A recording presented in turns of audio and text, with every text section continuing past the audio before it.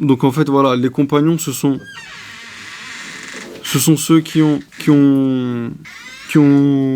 En fait, les compagnons, ce sont ceux qui ont vécu à l'époque du prophète, qui l'ont côtoyé, qui l'ont vu, qui ont pu, directement avoir et faire part à la révélation de la part du prophète. Et le prophète, par exemple, il dit, les frères, mes compagnons, ce sont tous comme des étoiles, et celui qui s'accroche à l'une d'entre elles, c'est-à-dire celui qui prend pour exemple l'un d'entre eux, il aura la guidée. Il aura la guidée et il sera sauvé. Parce que ce sont, voilà, les meilleurs des hommes. Allah, il dit dans le Coran, par exemple, par rapport sur les compagnons, il dit, Allah, il est content de eux, et eux, ils sont contents d'Allah. C'est un verset, en fait, qui explique qu'en fait, voilà, les compagnons, en fait, ils ont réussi à être agréés par Allah. Qui dit être agréé par Allah dit être aimé par Allah. Qui dit être aimé par Allah dit faire partie des gens du paradis, en fait. Faire partie des gens du paradis. Parce que celui à qui Allah, celui que Allah il aime et celui dont Allah il est satisfait, Allah il lui accorde son paradis, en fait. Et tous les compagnons, en fait,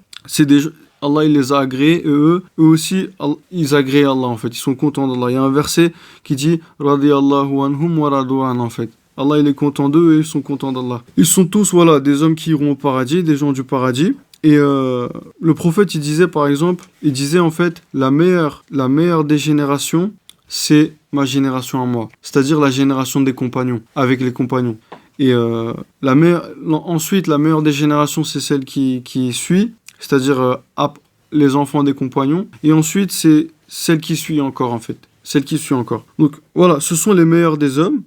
Les gens qui sont le plus, qui font le plus de bien, qui sont des modèles et des exemples pour tous les musulmans, en fait. C'est sur eux, en fait, qu'on prend exemple pour pouvoir avancer dans la religion. Et c'est eux que Allah il a choisi, en fait,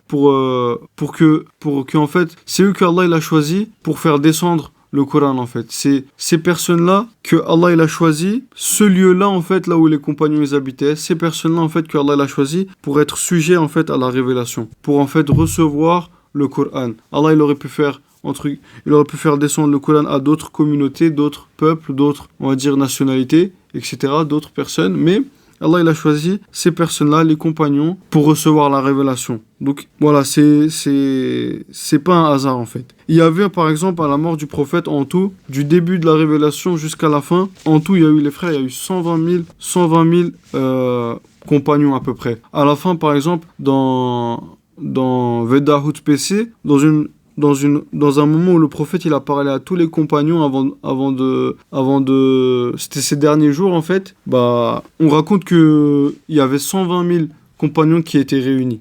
Donc en tout il y a eu 120 000 compagnons à peu près. Donc parmi les compagnons, voilà, les meilleurs ce sont Abu Bakr, Osman, Omar et Ali. Abu Bakr, Omar, Osman et Ali, dans l'ordre.